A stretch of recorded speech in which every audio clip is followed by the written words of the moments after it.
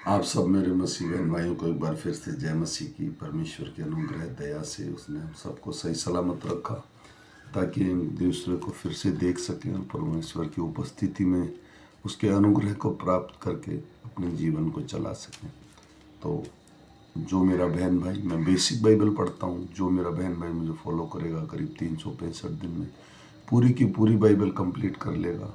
और आज तारीख है 13/5/2025 और हम सुबह का वचन पढ़ेंगे। हम पढ़ेंगे यूहन्ना की पुस्तक में से उसका 3रा अध्याय 19 से लेकर 38 वचन तक। इसके पढ़े और सुने जाने पर प्रभु की आशीष हो।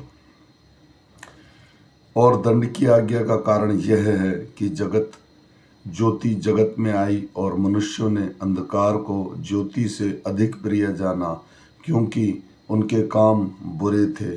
क्योंकि जो कोई बुरा करता है वह ज्योति से बैर रखता है और ज्योति के निकट नहीं आता, ऐसा ना हो कि उसके कामों पर दोष लगाया जाए।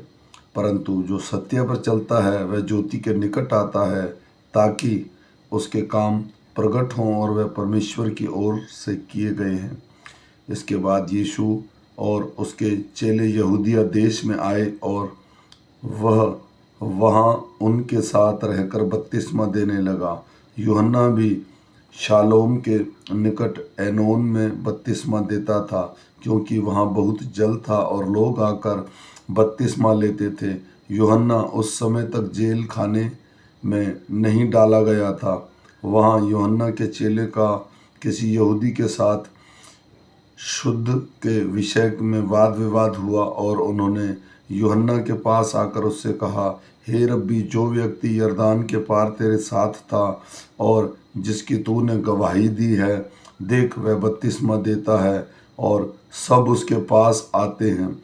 यूहन्ना ने उत्तर दिया, जब तक मनुष्य को स्वर्ग से न दिया जाए तब तक वह कुछ नहीं पा सकता। तुम तो आप ही मेरे गवाह हो कि मैंने कहा मैं मसीह नहीं परंतु उसके आगे भेजा गया हूँ।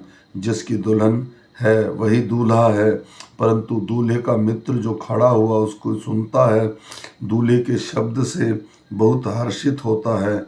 अब मेरा यह हर्ष पूरा हुआ है। अवश्य है कि वह बढ़े, मैं घटूं। जो ऊपर से आता है वह सर्वोत्तम है, जो पृथ्वी से आता है वह पृथ्वी का है और पृथ्वी की बातें कहता है। जो स्वर्ग से आता है वह सब ऊपर के हैं। जो कुछ उसने देखा और सुना है उसी की गवाही देता है और कोई उसकी गवाही ग्रहण नहीं करता। जिसने उसकी गवाही ग्रहण कर ली उसने इस बात पर छाप लगा दी कि परमेश्वर सच्चा है, क्योंकि जिसे परमेश्वर ने भेजा है वह परमेश्वर की बातें कहता है। क्योंकि वह आत्मा नाप नाप कर नहीं देता।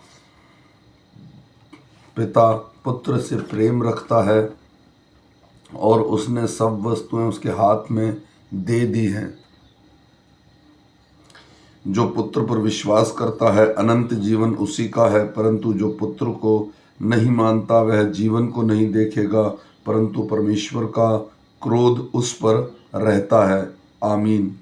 मेरे भाइयों और बहनों, ये छोटा सा वचन है, ये हमारे जीवन में काम करे और मैं विश्वास करता हूँ इस वचन के द्वारा हमारे जीवन में अगुवाई पाएँ, हम बहुत कुछ जाने, ताकि प्रभु की कृपा और दया हम पर बनी रहे। हम फिर मिलेंगे शाम के वचन के साथ।